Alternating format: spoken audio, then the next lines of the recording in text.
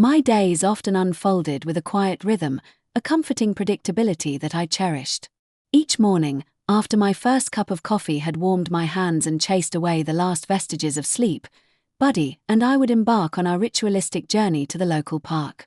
It wasn't just a patch of green space, it was our sanctuary, a sprawling expanse of mature oaks and winding paths where the city's cacophony faded into a gentle hum. Buddy, my golden retriever, was more than just a pet. He was my shadow, my confidant, and the purest source of joy in my life. His tail, a perpetual pendulum of enthusiasm, would begin its excited thumping the moment he saw me reach for his leash, a signal that our adventure was about to begin. The park, especially during the mid-morning lull, was usually a haven of tranquility. A few dedicated joggers, a scattering of parents pushing strollers, and the occasional elderly couple enjoying the benches. These were the familiar faces that painted the backdrop of our daily routine. Buddy, with his boundless energy and amiable disposition, loved every second of it.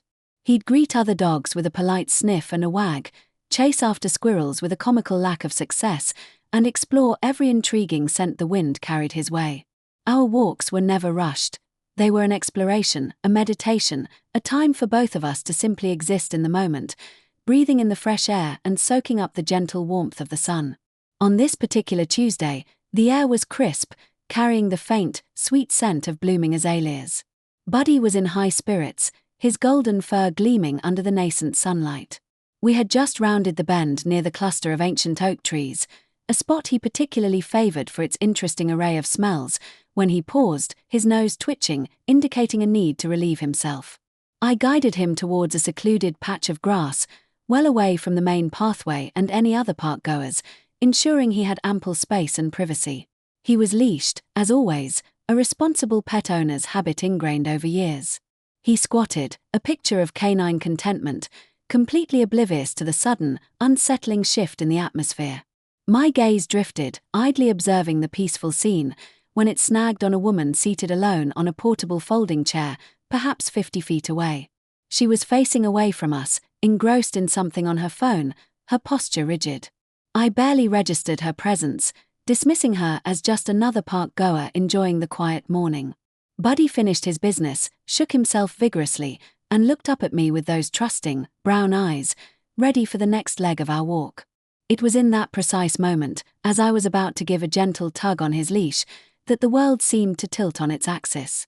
Without a word, without any discernible provocation, the woman abruptly rose from her chair. Her movements were sharp, almost violent, as she hoisted the lightweight metal frame. My mind barely registered the bizarre action before she turned, her face a mask of cold, unreadable intent, and with a sickening grunt, she swung the chair, launching it with alarming force directly at my innocent, unsuspecting dog. The chair, a flimsy metal and fabric contraption, spun through the air with a horrifying trajectory. Time seemed to warp, stretching into an agonizing eternity as I watched it hurtle towards Buddy. My breath hitched in my throat, a silent scream of no, trapped behind my lips. It struck him with a sickening thud, not directly on his body, but on his hind leg, catching him off balance. A sharp, guttural yelp, unlike any sound I had ever heard from him, tore through the park's quietude. It was a sound of pure, unadulterated terror and pain. Buddy, startled and disoriented, stumbled backward, his tail tucked low between his legs, his usually confident posture replaced by a trembling, cowering stance. He scrambled away, a blur of golden fur, seeking refuge behind my legs, his eyes wide with a fear that shattered my heart into 1,000 pieces. For a split second, I was frozen, my mind struggling to process the sheer audacity, the unprovoked malice of what had just transpired. My gentle, innocent dog, minding his own business, had been attacked with a piece of furniture. The shock quickly transmuted into a searing, white-hot rage that surged through my veins, a primal instinct to protect the creature I loved more than life itself. I am not, by nature, a person prone to outbursts. My demeanor is typically calm, measured, even-tempered. But in that moment, all semblance of my usual composure evaporated. What the hell was that? The words ripped from my throat, raw and guttural, laced with a venom I didn't know I possessed. My voice, usually soft, cracked with an unfamiliar ferocity that even startled me. I took a step forward, pulling Buddy closer behind me, shielding him with my body. The woman, who had tossed the chair with such casual brutality, now stood perfectly still, her expression utterly devoid of remorse. Her eyes, cold and flat, met mine with an unsettling blankness, as if she had just swatted a fly, not assaulted a living, breathing animal. There was no apology, no explanation, just a chilling indifference that stoked the flames of my fury even higher. "Are you insane?" I demanded, my hands clenching into fists at my sides. "You just threw a chair at my dog. He was doing nothing. He was just peeing." The absurdity of it all, the sheer unreasonableness of her actions, made my head spin. Buddy, still trembling, pressed himself against my leg, his soft fur a stark contrast to the hard, unyielding malice radiating from the woman. Just as I was about to unleash another torrent of angry questions, a new element entered the scene, amplifying the surreal horror of the moment. From behind the cluster of trees, a group of people emerged, perhaps 3 or 4 individuals, all laughing. They weren't just laughing, they were pointing, their faces contorted into mocking grins. One of them, a tall man with a baseball cap pulled low, even pulled out his phone, clearly taking pictures or video. Their arrival felt like a coordinated ambush, a cruel performance designed to humiliate and intimidate. The woman who had thrown the chair now smirked, a faint, almost imperceptible curl of her lips, as if her audience had arrived just in time to witness her triumph. The injustice of it all, the feeling of being ganged up on, of having my beloved dog attacked and then ridiculed, sent a fresh wave of nausea washing over me. I stood there, reeling, my mind struggling to comprehend the depth of their audacity, the sheer, unbridled malice that could drive people to such an act.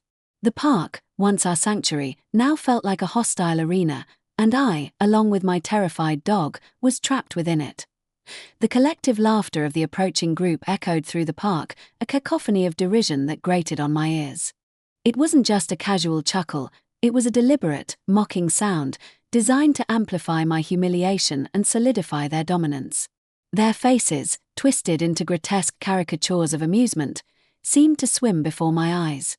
The man with the baseball cap, still holding his phone aloft, zoomed in, capturing my raw, unedited distress. It was a calculated move, a power play, and it made my blood run cold. This wasn't just a random act of cruelty. It felt like a performance, an orchestrated display of contempt. My initial surge of righteous anger began to mix with a chilling sense of vulnerability. I was outnumbered, caught off guard, and my primary concern was no longer just expressing my outrage, but ensuring Buddy's safety. He was still whimpering softly, pressed against my leg, his body a trembling testament to the trauma he had just endured. I instinctively tightened my grip on his leash, pulling him closer, wishing I could somehow absorb his fear into myself. The woman who had thrown the chair, now emboldened by her entourage, simply stared, her eyes still holding that unsettling, vacant quality, but with a new glint of satisfaction. "What's your problem?" I managed to stammer, my voice still hoarse with emotion, but now tinged with a desperate plea for understanding, for some shred of human decency. "Why would you do that?"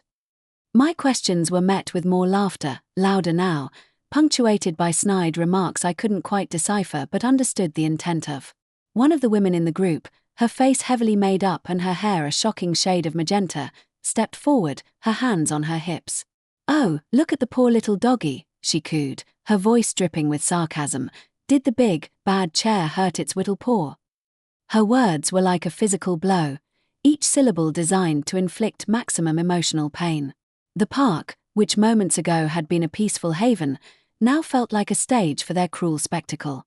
Other park-goers, drawn by the commotion, began to slow their pace, their heads turning, their expressions a mix of curiosity and concern. I could feel their eyes on me, on Buddy, on the group of bullies. The public nature of the humiliation only intensified my distress. I wanted to scream, to lash out, to make them understand the depth of their depravity, but my voice felt stuck, choked by a cocktail of rage, fear, and disbelief. I knew, instinctively, that engaging further with them in that moment would be futile, perhaps even dangerous. They clearly reveled in my distress, feeding off it like vultures. My priority had to be Buddy. I knelt down, ignoring their taunts, and gently examined his leg. There was no visible blood, but he flinched when I touched the spot where the chair had hit. My heart ached for him, for the innocent joy that had been so cruelly shattered. I looked up, meeting the cold, mocking gaze of the woman who had started it all. Her face was etched into my memory, a permanent scar on the landscape of my mind. I would never forget that vacant stare, that faint, cruel smirk. "You are sick," I whispered, my voice barely audible, but filled with a quiet intensity that I hoped would pierce through their callousness. I knew it wouldn't, but I had to say something. I had to acknowledge the evil. Then, with as much dignity as I could muster, I slowly rose, pulling Buddy close. "Let's go, Buddy," I murmured, my voice trembling. I turned my back on them, refusing to give them the satisfaction of seeing any more of my pain. As I walked away, leading my limping, terrified dog, I could still hear their laughter, fading slightly with distance, but resonating within me, a haunting echo of their cruelty. The peaceful rhythm of my life had been violently disrupted, replaced by a burning desire for justice, for retribution. This wasn't over. Not by a long shot. The walk home was a blur of conflicting emotions. Buddy, usually trotting confidently beside me, lagged slightly, his tail still tucked, his occasional whimper a constant reminder of the assault. My mind, however, was a whirlwind. The initial shock had given way to a simmering resentment, a deep-seated anger that coiled in my gut. I replayed the scene over and over, dissecting every detail. The sudden, unprovoked swing of the chair, Buddy's pained yelp, the chilling indifference of the woman, the mocking laughter of her friends, the flash of the phone camera.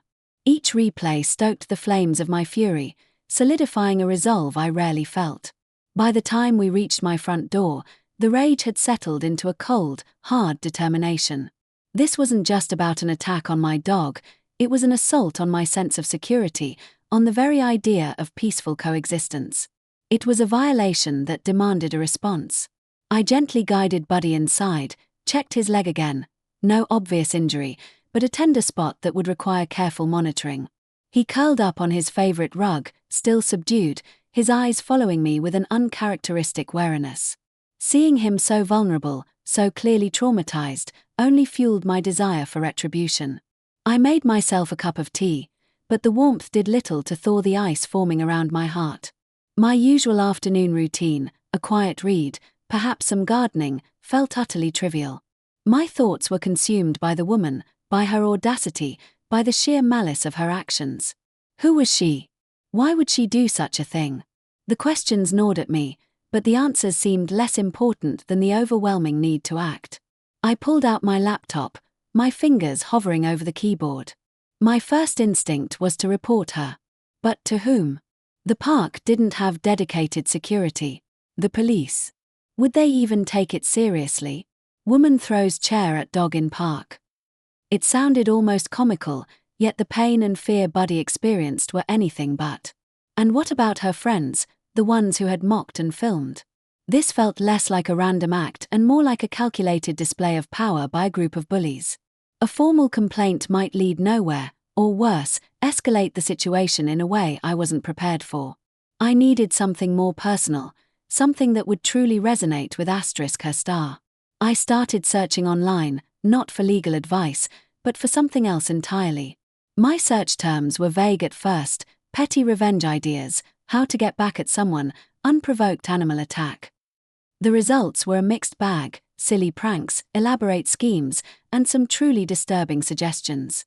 But as I scrolled, a new thought began to form. This woman was a regular at the park. I had observed her before, though never interacted. She seemed to always be with the same group, always in the same general area. This wasn't a one-off encounter. This was an opportunity. The idea of getting even had never been a part of my moral compass.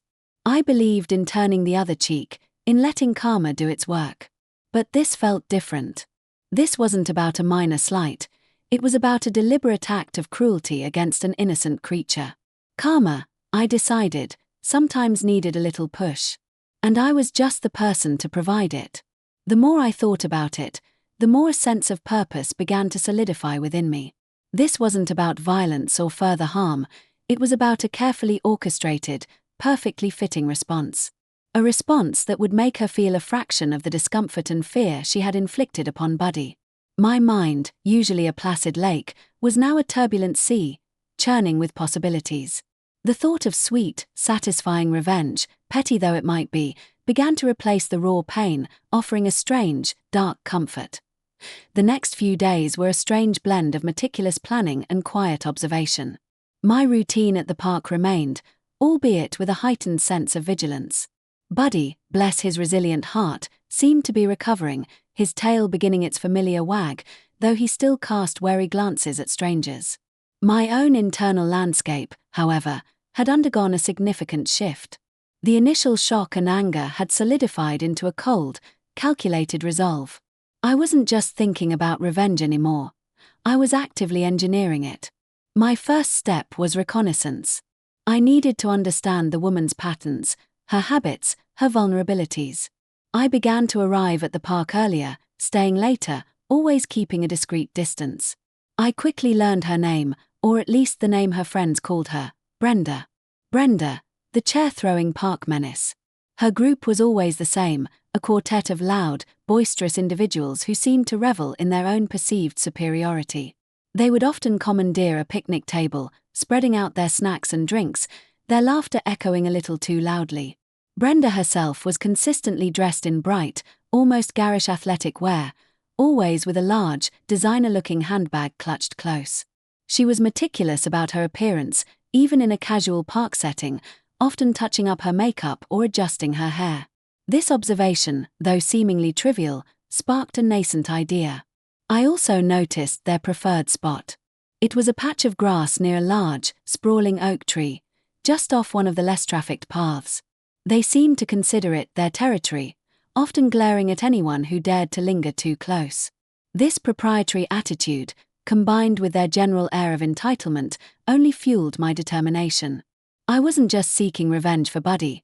I was seeking to disrupt their carefully constructed bubble of self-importance. My initial thoughts for revenge were, admittedly, a bit simplistic. Keying her car. Not satisfying enough, and too easily traced. Spreading rumors. Too childish. I wanted something more creative, more insidious, something that would hit her where it truly hurt, without causing physical harm or legal repercussions for myself. It needed to be public, yet deniable. It needed to be humiliating, yet subtle. It needed to be petty star. The idea began to crystallize around Brenda's vanity. Her meticulous appearance, her designer bag, her need to be seen as put together. What if I could undermine that? What if I could make her feel ridiculous, exposed, in front of her adoring audience? The thought sent a thrill of dark satisfaction through me. I spent hours researching, not just revenge tactics, but also the properties of various substances. I considered everything from non-toxic dyes to harmless but incredibly messy liquids. I needed something that would be difficult to clean, highly visible, and ideally, a bit embarrassing. Something that would stick. The perfect agent, I realized, needed to be organic, natural, and utterly disgusting. My gaze fell upon a forgotten bag of overripe bananas in my kitchen. A mischievous spark ignited within me. Bananas, when mashed and left to ferment slightly, become incredibly slimy, sticky, and notoriously difficult to remove from fabric, especially if allowed to dry. And the smell. Oh, the smell would be a bonus. It wasn't just the mess, it was the asterisk implication star. The sheer, undignified sloppiness of it. It was perfect. The next step was preparation. I began collecting the necessary ingredients, a large quantity of overripe bananas, a few old plastic containers, and a sturdy, discreet bag to carry my arsenal. I even practiced my aim in my backyard, using a discarded piece of fabric as a target. I needed to be swift, accurate, and invisible. The element of surprise was crucial. I meticulously planned my approach, my escape route, and the precise moment of execution. This wasn't just about throwing a chair. This was about orchestrating a symphony of subtle, humiliating chaos. The stage was set. All that remained was the perfect opening act. The day I chose for the first phase of my plan dawned clear and bright, a deceptive calm before the storm. I woke with a quiet hum of anticipation, a feeling akin to a hunter preparing for a long-awaited chase. Buddy, sensing my unusual energy, watched me with curious eyes as I went about my morning routine. I packed my usual park essentials, but nestled at the bottom of my bag, carefully wrapped in multiple layers of plastic, was my secret weapon. A thick, viscous concoction of overripe, mashed bananas, now slightly fermented and emitting a faint, sickly sweet aroma. It was perfectly gooey, perfectly sticky, and perfectly disgusting. I arrived at the park a little earlier than usual, wanting to scope out the scene. Brenda and her crew were already there, settled at their usual picnic table, their laughter carrying on the breeze. They were engaged in animated conversation, seemingly oblivious to the subtle shift in the park's energy, to the predator now stalking its prey. I observed their setup. Brenda was seated with her back mostly to me, her designer handbag placed on the bench beside her, a few feet from her person. This was key. I needed to target the bag, not her directly, to maintain deniability and avoid any direct confrontation. The bag, I reasoned, was an extension of her vanity, a symbol of her carefully curated image. Defiling it would be a direct assault on her ego. I walked Buddy along a circuitous route, pretending to be engrossed in his sniffing, but my eyes were constantly tracking Brenda's group. I noticed that they occasionally got up to stretch or grab something from a cooler, leaving their belongings momentarily unattended. This was my window of opportunity. I needed a moment when Brenda was distracted, and her bag was vulnerable. The perfect moment presented itself about an hour into my surveillance. One of her friends, the magenta-haired woman, started telling a particularly boisterous story, complete with dramatic gestures. All eyes, including Brenda's, were fixed on the storyteller. Brenda herself leaned forward, elbows on the table, her back fully turned to her handbag. It was now or never. My heart hammered against my ribs, a frantic drumbeat against the quiet hum of the park. My palms were slick with sweat, but my resolve was unwavering. I casually guided Buddy towards a bush just behind their picnic table, feigning interest in a particularly enticing scent. As I bent down, ostensibly to adjust Buddy's leash, my hand dipped into my bag, retrieving the plastic-wrapped banana mush.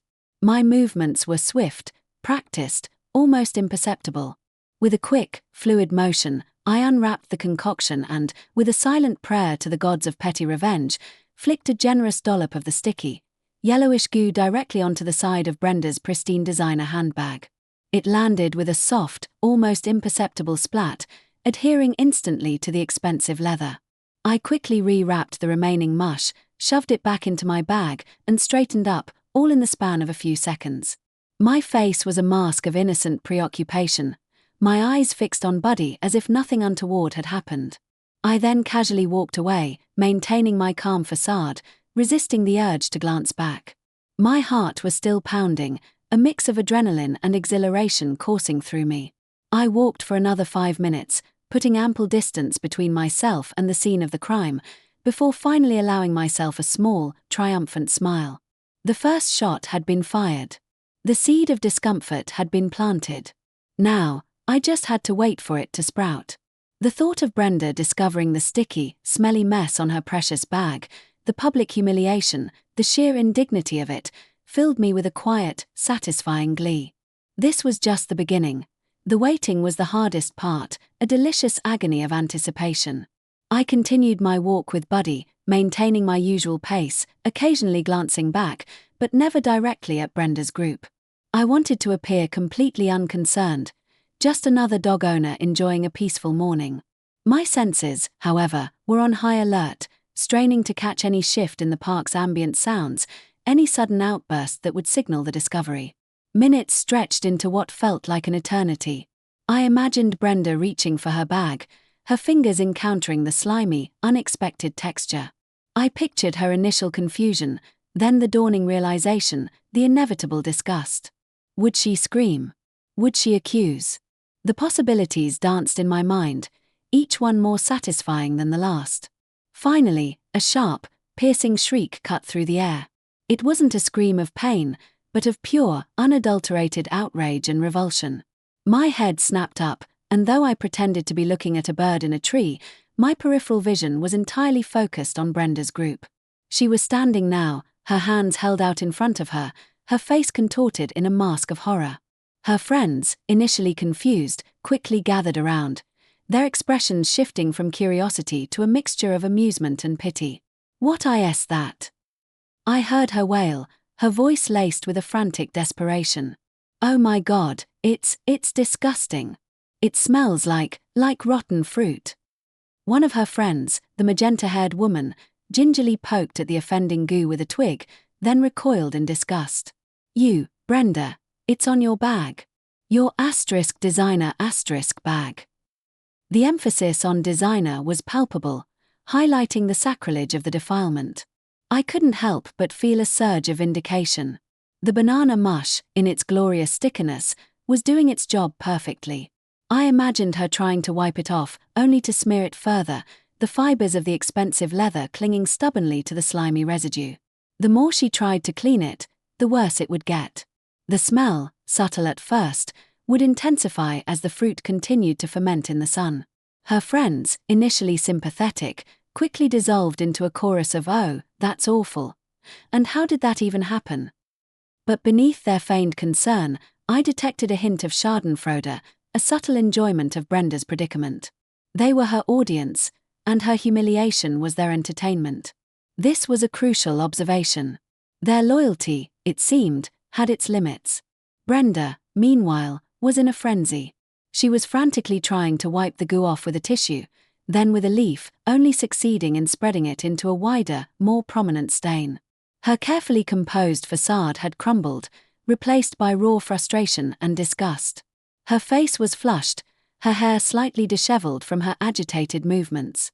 The image of her, so meticulously put together just moments before, now flustered and covered in fruit mush, was a sight to behold.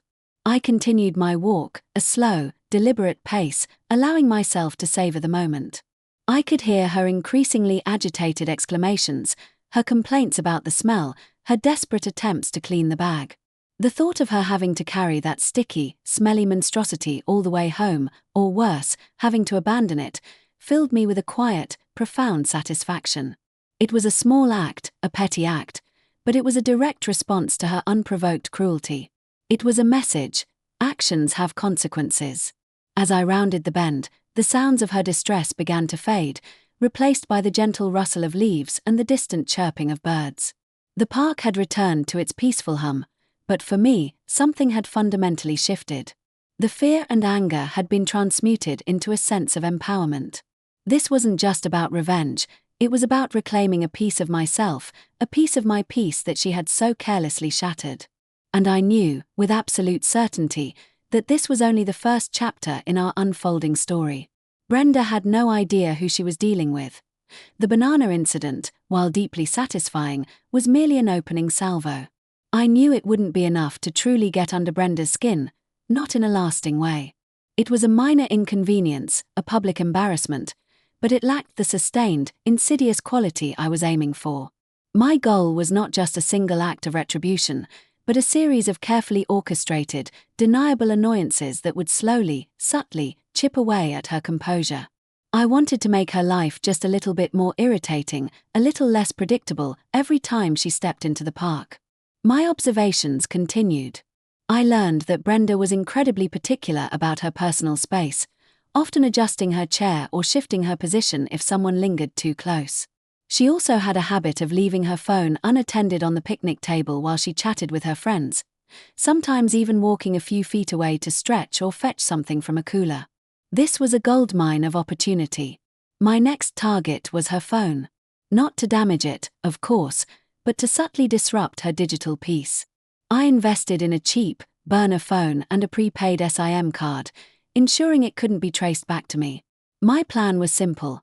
Whenever her phone was left unattended, I would discreetly approach, quickly enable her Bluetooth, and connect to it with my burner phone.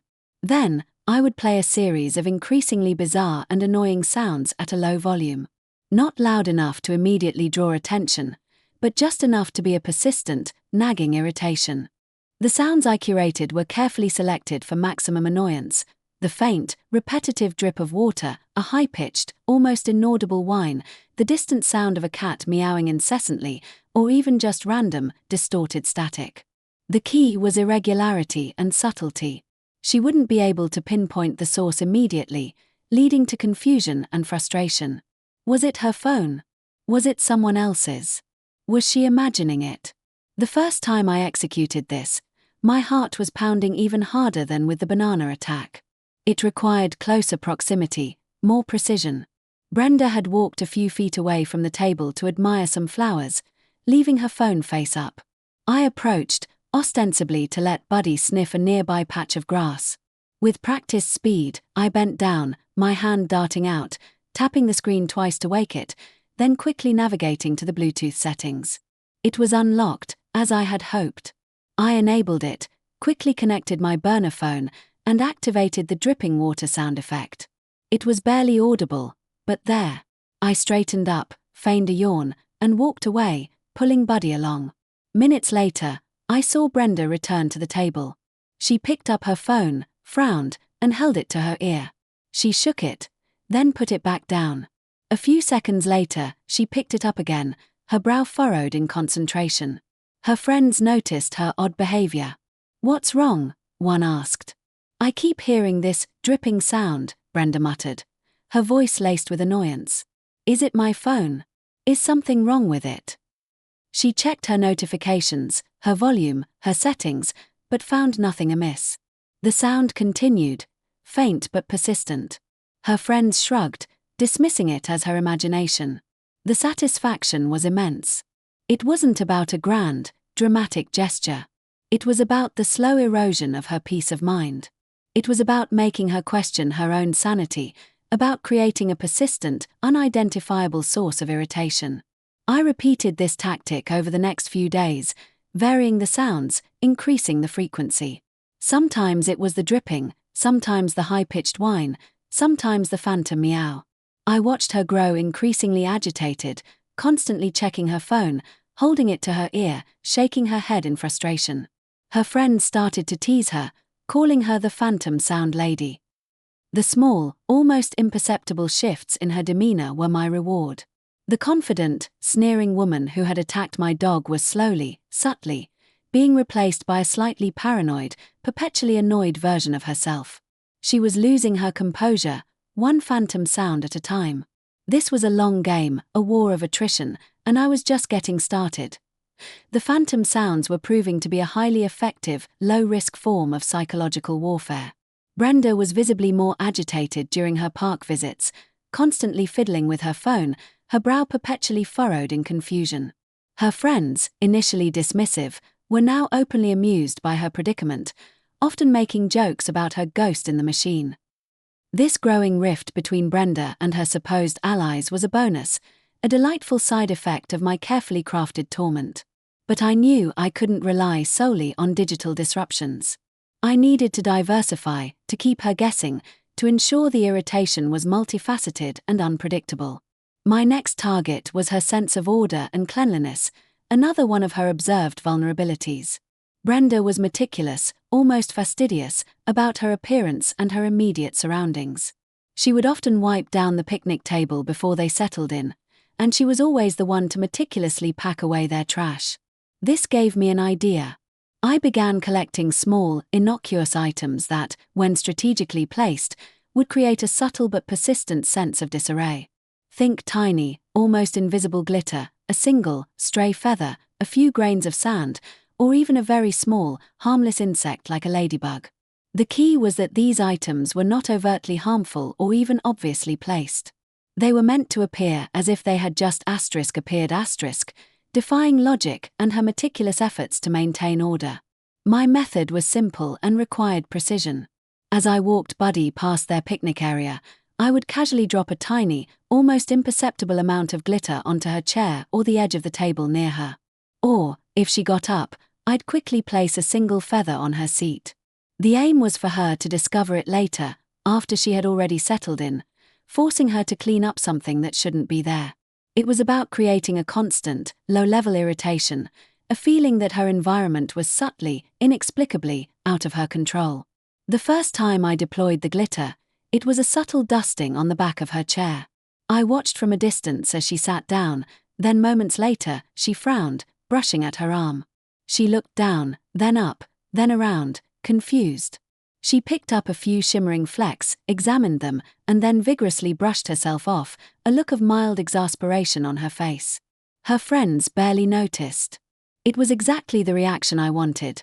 Minor annoyance, no clear culprit, just a nagging sense of something being off. Over the next few days, I escalated slightly. One morning, I left a single, perfectly preserved autumn leaf, despite it being spring, on her open book. Another time, it was a tiny pebble, seemingly innocuous, placed precisely on her phone screen while she was distracted. Each time, her reaction was similar. A moment of confusion, a slight frown, then a quick, almost compulsive act of removal. She would look around, a flicker of suspicion in her eyes, but there was never anyone obvious to blame. Her friends, meanwhile, started to notice her increasing preoccupation with these minor anomalies. "Brenda, are you okay?" one asked as she meticulously brushed a single strand of dog hair, "Not buddies," I assured myself, from her sleeve. "You seem a little particular lately." Brenda would just sigh, muttering about how things just keep appearing. The beauty of this tactic was its deniability. Who could prove I had placed a single feather on her chair? It was a park, after all. Feathers, glitter, sand, they could come from anywhere. Yet, for Brenda, it was a constant, unsettling reminder that her carefully constructed world was being subtly invaded. The cumulative effect, I hoped, would be a slow erosion of her peace of mind, a growing sense of unease that would follow her even outside the park. The chair incident had been a shock. The phantom sounds were psychological torment. And these subtle intrusions were the slow, steady drip of water on a stone, designed to wear her down, one tiny, inexplicable annoyance at a time. My revenge was evolving, becoming more sophisticated, more insidious, and infinitely more satisfying. As the weeks progressed, my campaign of petty annoyances continued to evolve, each new tactic building upon the last, weaving a complex tapestry of subtle torment. Brenda was becoming noticeably more irritable, her once confident demeanor replaced by a perpetual state of low-grade anxiety. Her friends, while still accompanying her, seemed to be growing weary of her constant complaints about phantom sounds, inexplicable glitter, or mysteriously appearing debris. The cracks in their camaraderie were widening, a satisfying development that I hadn't explicitly planned for, but welcomed nonetheless. My next target was her sense of privacy, or rather, the illusion of it in a public park. I had observed that Brenda often brought a small, portable radio or speaker to the park, playing soft, unobtrusive music for her group. This provided a perfect opportunity for a new form of auditory assault, one that would be even more maddening than the phantom phone sounds. I acquired a small, powerful Bluetooth speaker, one that could connect from a considerable distance. My plan was to subtly hijack her music, not by blasting loud, offensive tunes, but by playing something utterly incongruous and mildly irritating. Think children's nursery rhymes, classical music played at a slightly off-key pitch, or even snippets of overly cheerful, repetitive jingles. The key was to make it just loud enough to be noticeable, but not so loud that it would be immediately obvious it wasn't coming from her own device. The first time I attempted this, Brenda was playing some soft jazz. I waited until she and her friends were deeply engrossed in conversation, their attention diverted. From a discreet distance, hidden behind a large bush, I connected my speaker to hers. She had, predictably, left her Bluetooth discoverable. With a silent click, I replaced her smooth jazz with the tinny, high-pitched strains of Twinkle, Twinkle Little Star. The reaction was immediate and priceless. Brenda paused mid-sentence, her head cocked to one side. Her friends looked at each other, confused. "Did the music just change?" one asked. Brenda picked up her speaker, frowning. She fiddled with the settings, but the nursery rhyme continued, unwavering. She looked around, her eyes narrowing in suspicion, but again, there was no obvious culprit. She eventually turned off her speaker in frustration, muttering about weird park interference. The next few times, I varied the musical interruptions. One day, it was a snippet of a ridiculously upbeat polka. Another, a distorted, almost but not quite recognizable classical piece. The effect was cumulative. Brenda started to become paranoid about her speaker, constantly checking its settings, turning it off and on, or even moving it to different spots on the table, as if the location itself was the problem. Her friends found it increasingly amusing, often stifling laughter as Brenda wrestled with her possessed speaker.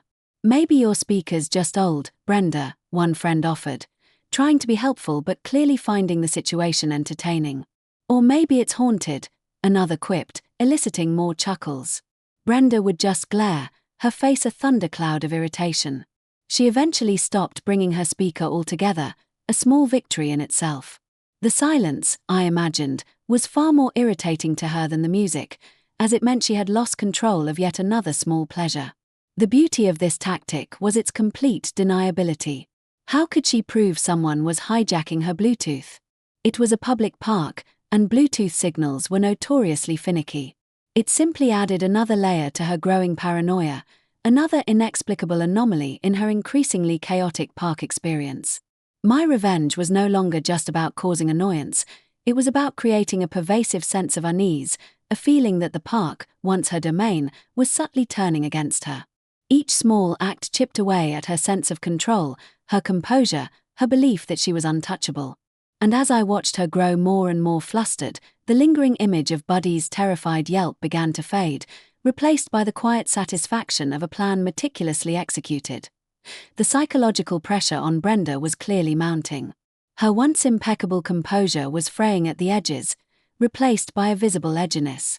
She was constantly scanning her surroundings, her eyes narrowed in suspicion, as if expecting the next inexplicable annoyance to spring from behind a tree. Her friends, while still present, were now more observers than participants in her distress, often exchanging knowing glances or suppressing smiles when Brenda launched into another tirade about phantom sounds or disappearing items. The dynamic of their group was shifting, and Brenda, the presumed leader, was slowly becoming the butt of their silent jokes. My next phase of revenge aimed to exploit her increasing paranoia and her obsession with order. I had noticed that Brenda, despite her casual park attire, was always impeccably groomed. Her hair was always perfectly styled, her makeup flawless, even for a morning stroll.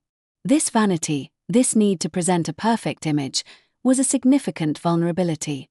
My plan was simple, yet insidious. I would introduce tiny, almost imperceptible elements of disarray to her person, elements that she wouldn't immediately notice, but would become apparent later, ideally when she was in a public setting or trying to maintain her pristine image. The goal was to make her feel subtly off, to undermine her confidence in her own appearance.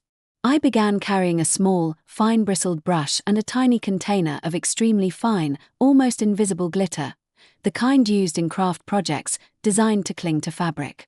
My target was her clothing, specifically her shoulders or the back of her hair.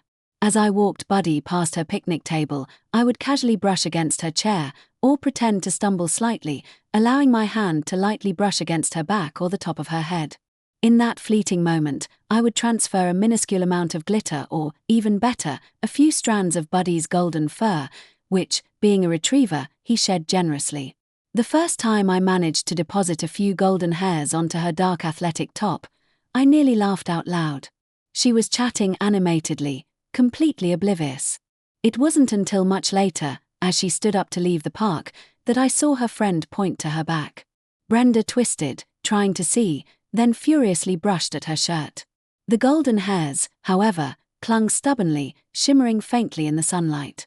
Her frustration was palpable. I escalated subtly. One day, it was a single, almost invisible thread from my own clothing, strategically placed on her shoulder. Another time, it was a tiny, almost microscopic smudge of dirt on the sleeve of her pristine white jacket. Each time, the effect was the same: a moment of confusion, a frantic attempt to remove the offending particle, and a visible increase in her overall agitation. She started compulsively patting down her clothes, running her hands through her hair, as if constantly checking for invisible contaminants. The most satisfying instance involved the glitter. I managed to lightly dust her hair with the almost invisible shimmer while she was bent over, rummaging in her bag. She didn't notice it then. But later, as she walked past a reflective surface, a car window, I believe, she caught a glimpse of herself. She stopped dead, her eyes wide with horror. Her hair, usually so perfectly coiffed, now had a faint, ethereal sparkle, visible only in certain light. She frantically tried to brush it out, but the fine glitter simply spread, clinging to her hands, her face, her clothes. Her friends, seeing her distress, started to chuckle. "Ooh, Brenda, you're sparkling," one teased. Brenda glared at them, then at her reflection, a picture of pure, unadulterated mortification. This was the beauty of it. It wasn't about major damage. It was about the cumulative effect of 1,000 tiny, inexplicable imperfections. It was about making her feel perpetually untidy, subtly undermining her carefully constructed image. The park, once her stage, was becoming a source of constant, low-level humiliation. And the more she tried to control it, the more out of control she became. My revenge was becoming a slow-motion unraveling, and I was enjoying every single stitch. The campaign of subtle sabotage was clearly taking its toll on Brenda. Her once unshakable confidence had been replaced by a persistent air of suspicion and frustration. Her interactions with her friends were becoming strained. Their amusement at her predicaments was now more overt, less suppressed. The group dynamic was visibly shifting, with Brenda increasingly isolated in her paranoia. This was exactly the kind of slow, psychological erosion I had envisioned. My next phase aimed to target her sense of comfort and relaxation within the park, turning her favored spot into a source of subtle, physical discomfort.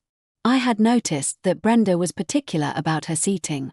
She always brought her own folding chair, the same one she had used to attack Buddy, and she would meticulously position it just so, ensuring maximum comfort and a clear view of her friends. This chair, the very instrument of her cruelty, became my next canvas. My plan was to subtly alter her chair, making it just uncomfortable enough to be irritating, but not obviously broken or damaged. I considered loosening screws, but that was too risky and could be traced. I needed something less detectable, something that would make her question the chair itself, rather than suspect foul play. My solution came in the form of tiny, almost invisible objects that could be strategically placed to create pressure points. Think small, smooth pebbles, or even better, dried, hard seeds from various plants. These would be small enough to go unnoticed at first glance, but when sat upon, would create a persistent, localized discomfort. The first time I attempted this, I waited until Brenda briefly left her chair to retrieve something from her cooler. I quickly approached, ostensibly to let Buddy sniff a nearby patch of grass. With a swift, practiced movement, I dropped 3 small, perfectly smooth, hard seeds onto the fabric seat of her folding chair, scattering them slightly so they wouldn't be immediately visible. They were just large enough to create a subtle bump when sat upon, but not so large as to be easily spotted. I then casually moved away, pretending to be engrossed in Buddy's antics. Moments later, Brenda returned and sat down. Almost immediately, her posture shifted. She fidgeted, adjusting herself, then frowned. She shifted again, her hand reaching down to pat the seat. She looked around, a flicker of suspicion in her eyes, but found nothing. She continued to shift, clearly uncomfortable, but unable to pinpoint the source of her discomfort. Her friends, oblivious, continued their conversation. Over the next few days, I varied the placement and number of these tiny irritants. Sometimes it was just 1 seed, strategically placed under her thigh. Other times, it was 2 or 3, scattered across the seat. I also varied the type of seed, sometimes using slightly larger, more irregularly shaped ones for maximum, subtle discomfort. The effect was always the same. Brenda would sit down, fidget, adjust, and then spend the rest of her time in the park looking subtly uncomfortable, constantly shifting her weight, or even standing up for brief periods, ostensibly to stretch. Her friends began to notice her new habit. "Brenda, are you okay? You're awfully fidgety today," one remarked. "Is your chair broken?" Brenda would just sigh. "No, it's fine, I don't know, it just feels weird sometimes." She would even lift the chair and examine it, turning it over, but the small seeds, nestled within the fabric folds, were almost impossible to spot without a thorough inspection. The beauty of this tactic was its utter deniability. Who would suspect someone was deliberately placing tiny seeds on their chair? It was a park, after all. Seeds were everywhere. Yet, for Brenda, it was another layer of inexplicable discomfort, another subtle invasion of her personal space and peace.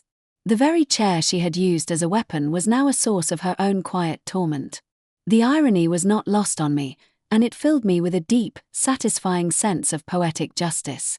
My revenge was becoming a multisensory experience, slowly but surely eroding her ability to find any comfort or joy in her once cherished park routine. The subtle discomfort of the chair was a particularly satisfying layer of my revenge, a constant, physical reminder of her own cruelty.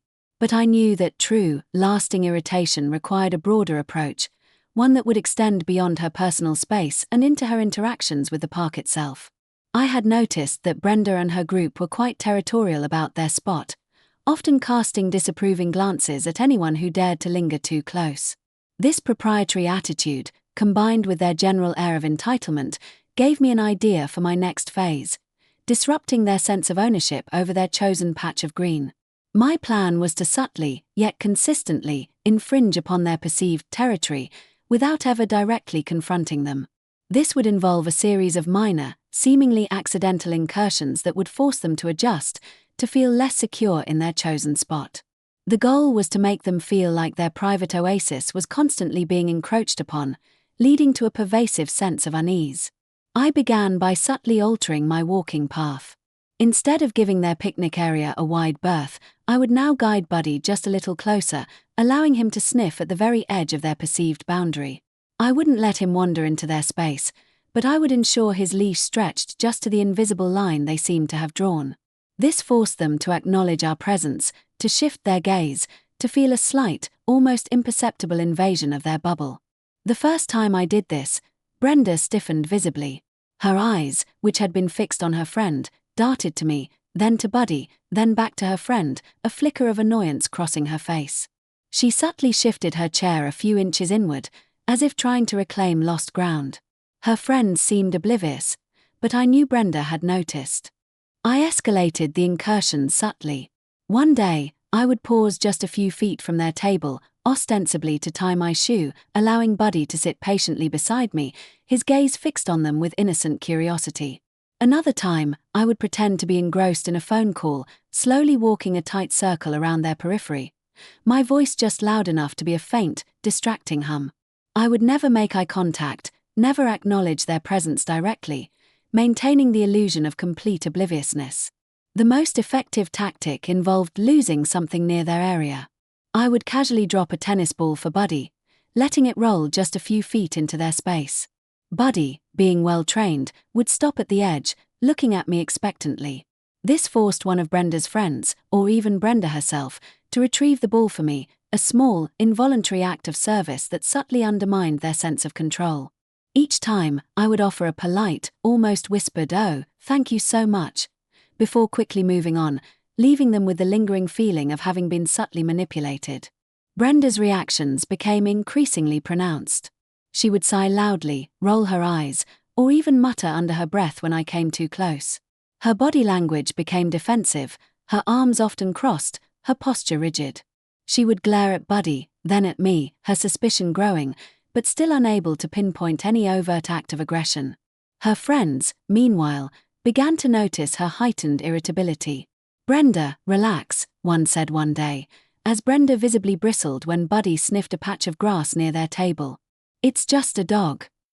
The beauty of this phase was its cumulative effect. Each minor intrusion, each subtle infringement on their territory, added to Brenda's growing sense of unease.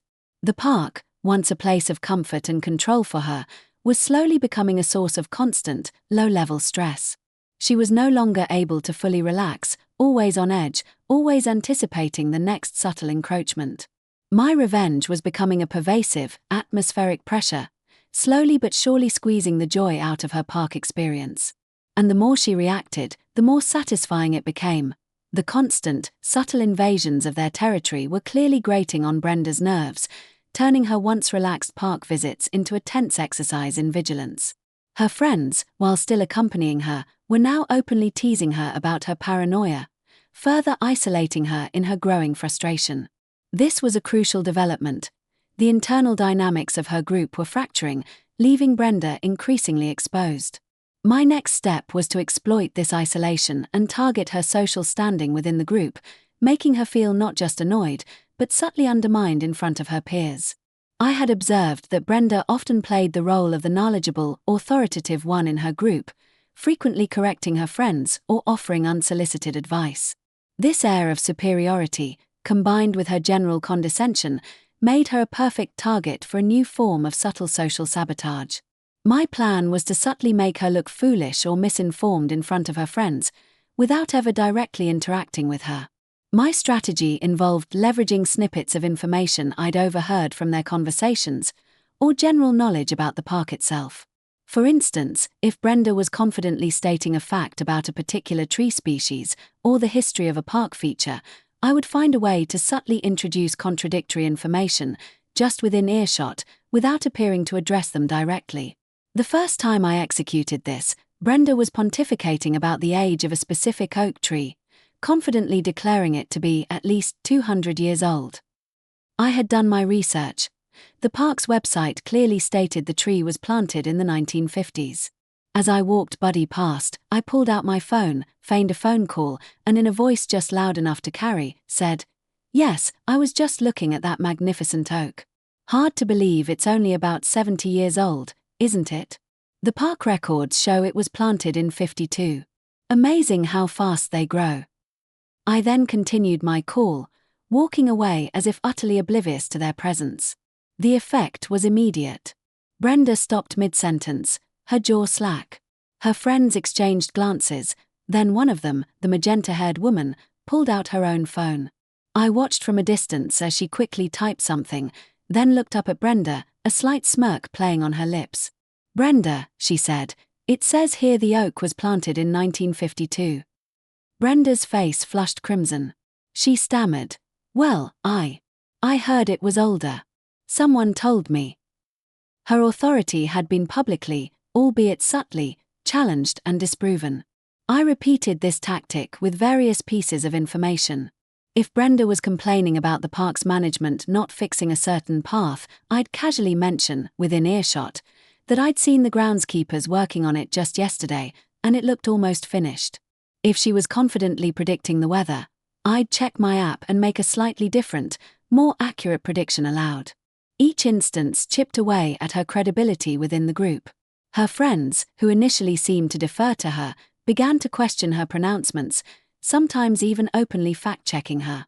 Brenda's reactions grew more pronounced. She would glare in my direction, her eyes burning with frustrated suspicion, but she still had no concrete proof that I was deliberately targeting her. She couldn't accuse me of anything, because I was merely talking on my phone, or commenting to my dog, or simply existing within the public space of the park. The satisfaction was profound. Her public humiliation, however minor, was a direct consequence of her own arrogance and her unprovoked attack. She was losing face, losing authority, and slowly but surely, losing the respect of her friends.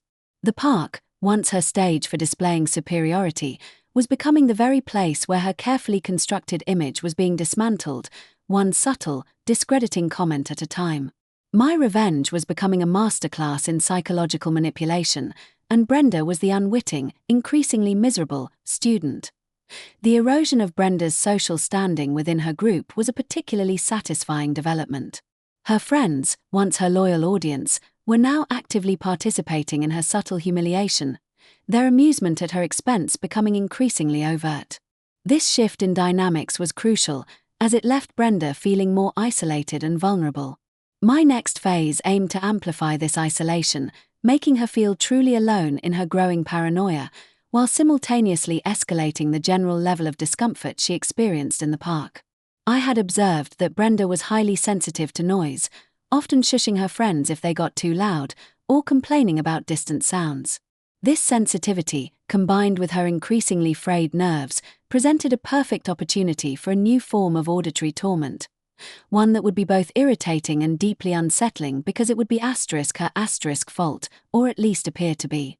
My plan involved exploiting the park's natural environment and the general public's tendency to be annoyed by loud, misplaced sounds. I acquired a small, high-frequency dog whistle, one that was mostly inaudible to human ears but highly irritating to dogs. My goal was to subtly trigger Buddy to bark, not at Brenda directly, but at something near her, making it appear as though she was the source of the irritation, or at least the catalyst for it. The first time I deployed this, Brenda was engrossed in a conversation, her back to me. I walked Buddy past, making sure he was facing her general direction. With a quick, almost imperceptible squeeze of the whistle, I emitted a high-pitched sound. Buddy, startled and annoyed by the frequency, let out a sharp, unexpected bark, directed vaguely towards Brenda's area. He wasn't aggressive, just startled and vocal. I immediately pulled him back, feigning an apologetic look. "Oh, Buddy, what's gotten into you?" I murmured, loud enough for them to hear. Brenda jumped, startled by the sudden bark. Her head snapped around, her eyes narrowed, glaring at Buddy and then at me. Her friends looked annoyed. "Hey, keep your dog quiet," one of them snapped. I offered a meek, "So sorry, he never usually does that," and quickly walked away, leaving them with the impression that Buddy's outburst was random, or perhaps even provoked by Brenda's presence. I repeated this tactic over the next few days, varying the timing and intensity. Sometimes it was a single, sharp bark. Other times, I'd managed to string together a few barks, making it sound like Buddy was particularly agitated. The key was to make it seem spontaneous and unprovoked by me. I would always act apologetic, slightly embarrassed, reinforcing the idea that it was an anomaly, not a deliberate act. The effect on Brenda was immediate and profound. She started to flinch every time Buddy was in the vicinity. Her glares intensified, her body language becoming even more defensive. Her friends, meanwhile, grew increasingly frustrated with the interruptions. "Brenda, why does that dog always bark when you're around?" one asked, a clear note of irritation in her voice. "It's like he knows you," another quipped, a cruel joke that landed squarely on Brenda's already frayed nerves. Brenda would stammer, trying to explain, "I don't know. I'm not doing anything." But her denials fell on deaf ears. Her friends were clearly annoyed, and Brenda was now seen as the source of the disturbance, the person who inexplicably attracted the barking dog. The park-goers around them also started to cast annoyed glances in their direction, especially when Buddy's barks interrupted their peace. This was the ultimate form of social isolation. Brenda was not only being tormented by me, but she was now being blamed for it by her own friends and by other park visitors. She was becoming a pariah, the person who brought chaos and noise to the peaceful park. The irony was exquisite. The woman who had violently attacked my dog was now being subtly, yet relentlessly, tormented by a dog's barks and blamed for it by everyone around her. My revenge was reaching its crescendo, a symphony of subtle, social, and psychological torment. The barking incidents, which painted Brenda as the unwitting magnet for canine chaos, were proving to be incredibly effective. Her friends were openly annoyed, and even other park-goers were starting to give her group a wide berth, clearly associating them with the sudden, inexplicable dog barks. Brenda was visibly unraveling, her paranoia escalating with each passing day. She would flinch at the slightest sound, constantly scan the horizon for me and Buddy, and her conversations with her friends were now punctuated by agitated glances and frustrated sighs. My next phase of revenge aimed to capitalize on her heightened state of anxiety and her increasing isolation. I wanted to make her feel truly exposed, not just to me, but to the entire park. I had observed that Brenda was quite particular about her personal belongings, always keeping her handbag close, and often bringing a small, distinctive water bottle or coffee cup. These items, extensions of her identity, became my next targets. My plan was to subtly misplace or hide her items, not permanently, but just enough to cause a moment of panic and public searching. The key was to make it appear as though she was forgetful or disorganized, further undermining her carefully cultivated image of control. I acquired a small, thin, flexible wire, easily concealed in my hand. My method was simple. When Brenda momentarily left her seat or was distracted, I would approach, ostensibly to let Buddy sniff a nearby bush. With a swift, almost invisible movement, I would use the wire to gently hook her water bottle or coffee cup and slide it a few inches under the picnic table, or behind a nearby bush just out of immediate sight. Or, if her handbag was left slightly ajar, I might subtly nudge a small, non-essential item, like a lip balm or a pen, just under the bench. The first time I executed this, Brenda had placed her distinctive pink water bottle on the edge of the picnic table. She got up to stretch, her back to the table. I quickly moved in, hooked the bottle, and slid it about a foot under the table. When she returned, she reached for her bottle, then frowned. She looked around, confused, then started patting the table frantically. Her friends watched, bemused. "What are you looking for, Brenda?" one asked. "My water bottle. It was just here," she exclaimed, her voice rising in panic. She then got down on her hands and knees, peering under the table, her face red with frustration, as her friends chuckled. She eventually found it, but the relief was quickly replaced by a look of profound bewilderment. I repeated this tactic over the next few days, varying the item and the hiding spot. Sometimes it was her sunglasses, subtly pushed off the table onto the grass. Other times, it was her phone, nudged just behind a cooler. Each instance caused a moment of frantic searching, a public display of disarray that chipped away at her composure. She started to visibly check her items every few minutes, patting her bag, looking under her chair, her movements becoming increasingly compulsive. Her friends, initially amused, began to express genuine concern, albeit tinged with exasperation. "Brenda, are you sure you're not just forgetting things?" one asked gently. "You seem a bit distracted lately." Brenda would vehemently deny it, but her denials sounded increasingly hollow. She was becoming convinced that someone was deliberately messing with her, but she had no proof, no one to blame. The beauty of this phase was its insidious nature. It wasn't about theft or destruction. It was about creating a pervasive sense of disorientation. Brenda was losing her grip, not just on her belongings, but on her own perception of reality. The park, once a place of relaxation, was now a labyrinth of disappearing objects and inexplicable occurrences. She was becoming a caricature of paranoia, and her friends were slowly but surely distancing themselves from her increasing instability. My revenge was deepening, becoming more psychological, more isolating, and infinitely more satisfying. The misplacing of Brenda's belongings had pushed her further down the rabbit hole of paranoia. She was now visibly jumpy, constantly patting her pockets, checking her bag, and casting suspicious glances at every shadow. Her friends were openly frustrated, their patience wearing thin with her constant agitation and accusations of unseen forces at play. The group, once a cohesive unit, was now clearly fractured, with Brenda on the periphery, increasingly isolated in her distress. This was the perfect moment to introduce a new, more public form of humiliation, one that would leverage her existing paranoia and her friends' dwindling patience. My next phase of revenge aimed to make her appear not just forgetful, but genuinely unhinged, especially in front of other park-goers. I had observed that Brenda had a tendency to react strongly to unexpected physical contact, even minor ones. This sensitivity, combined with her heightened state of anxiety, provided the ideal opportunity. My plan was to engineer a series of seemingly accidental, minor physical bumps or jostles, specifically designed to elicit an overreaction from Brenda. The key was to make these contacts appear entirely innocent, a normal part of park activity, while ensuring they were just enough to trigger her already frayed nerves. I acquired a small, lightweight, soft-sided frisbee, the kind often used for casual games. My method was simple. I would walk Buddy near Brenda's area, and then, as if by accident, I would misthrow the frisbee just slightly, so it would gently, almost imperceptibly, brush against Brenda's arm or leg. It would be so light, so fleeting, that a normal person wouldn't even register it as an intentional contact.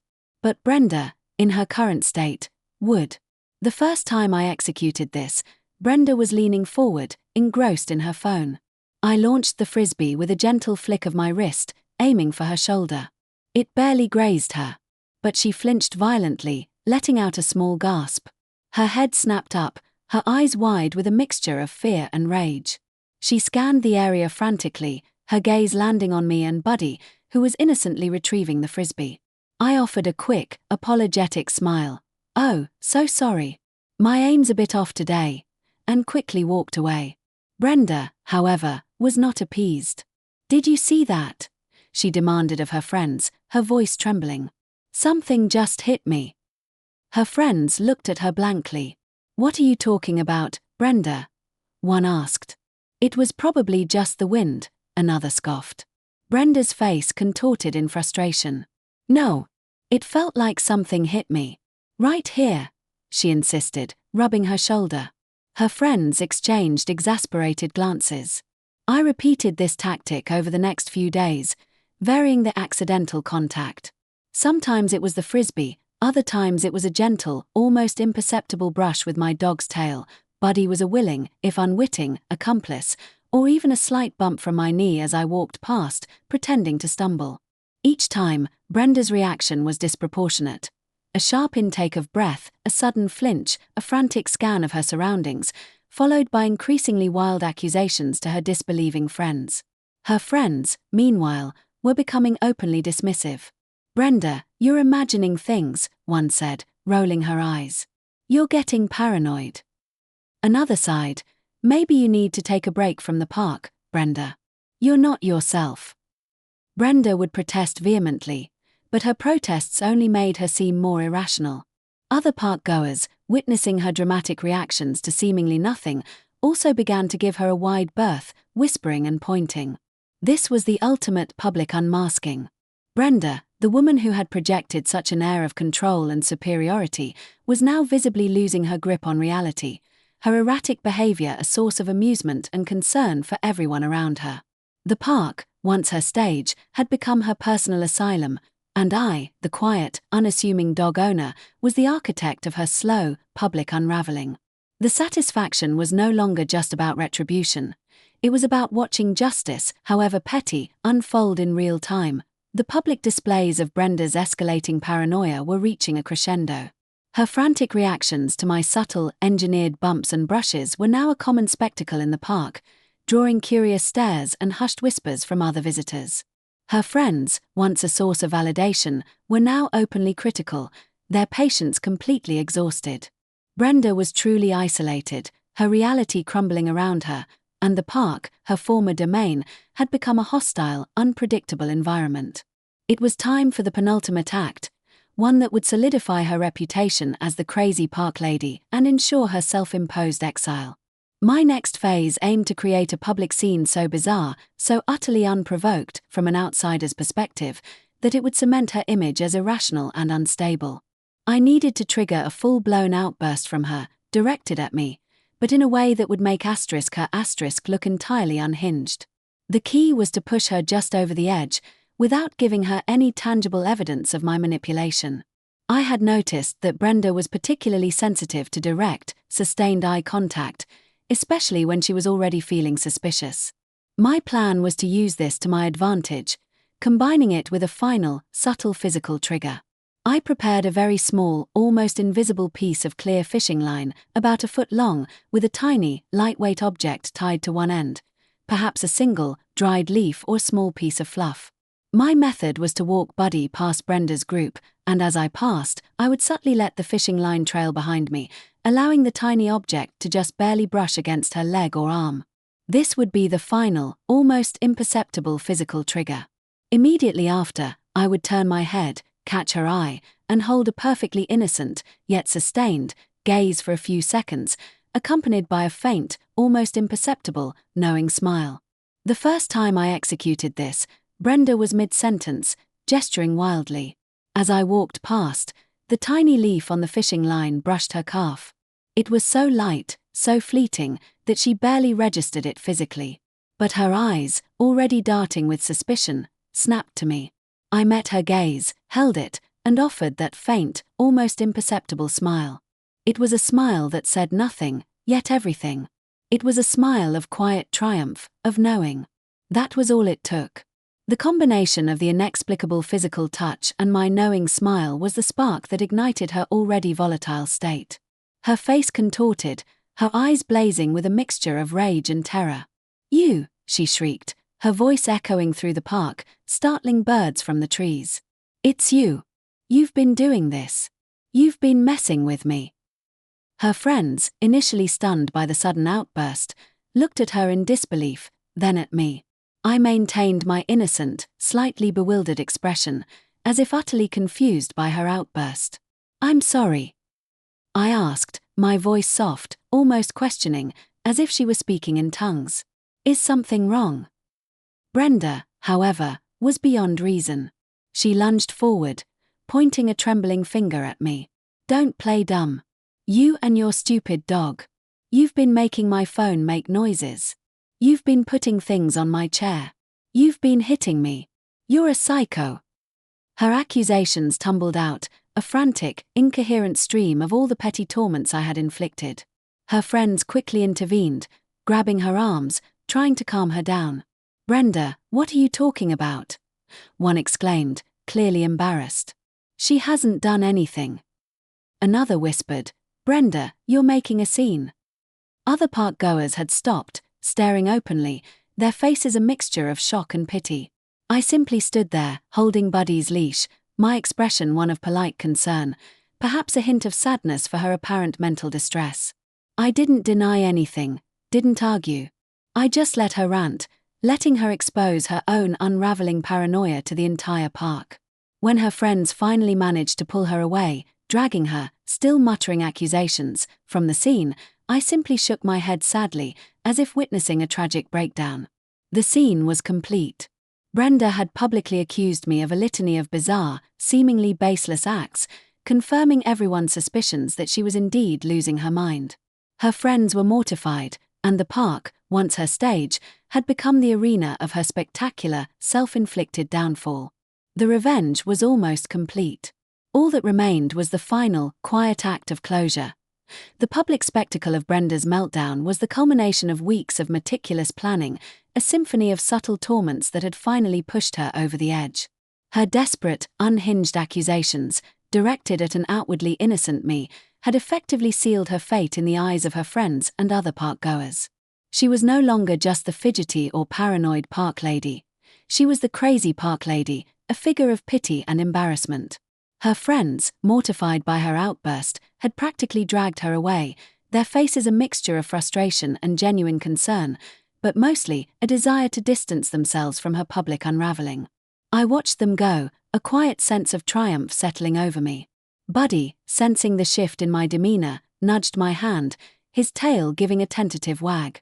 The raw anger that had fueled my initial quest for revenge had now dissipated, replaced by a profound sense of satisfaction and, surprisingly, a quiet peace. The scales had been balanced, justice, however petty, had been served. For the next few days, I returned to the park, maintaining my usual routine, but with a heightened sense of awareness. I half expected to see Brenda, perhaps alone, perhaps with a smaller, more sympathetic subset of her friends. But she was gone. Her usual picnic spot remained empty, a silent testament to her self-imposed exile. Her friends, too, were conspicuously absent. It seemed the public breakdown had been the final straw, severing her ties with her social circle and, crucially, with her cherished park routine. The park itself felt different. The air, once charged with my simmering resentment and her growing paranoia, now felt lighter, more breathable. The sounds of children playing, the distant chatter of other park-goers, the gentle rustle of leaves, they all returned to their comforting, familiar rhythm. It was as if a dark cloud had lifted, allowing the sun to truly shine again. Buddy, too, seemed to sense the change. His walks became more joyful, his tail a constant blur of golden happiness. He sniffed every bush with renewed enthusiasm, chased squirrels with his usual comical ineptness, and greeted other dogs with his characteristic friendly curiosity. The wary glances he had once cast at strangers had faded, replaced by his natural, trusting disposition. Seeing him so completely at ease, so clearly recovered from the trauma of that day, was the greatest reward of all. I continued my observations, not out of a desire for further revenge, but out of a lingering curiosity. Weeks turned into a month, then two. Brenda never returned. Her group of friends, or what remained of them, occasionally reappeared, but they always chose a different spot in the park, further away from their old haunt, as if trying to erase the memory of Brenda's public meltdown. They seemed quieter, less boisterous, perhaps chastened by the experience. My revenge had been precise, calculated, and ultimately, effective. It wasn't about physical harm or legal repercussions. It was about dismantling her sense of control, her public image, and her peace of mind, one subtle, deniable act at a time. It was about making her feel the same sense of inexplicable vulnerability and frustration that Buddy had experienced. And in doing so, I had not only found justice for my beloved dog but had also reclaimed my own peace. The park was ours again, a sanctuary once more. The memory of Brenda and her chair still lingered, a faint scar, but it was now overshadowed by the quiet satisfaction of knowing that sometimes petty revenge, meticulously executed, can be the most profoundly satisfying form of justice.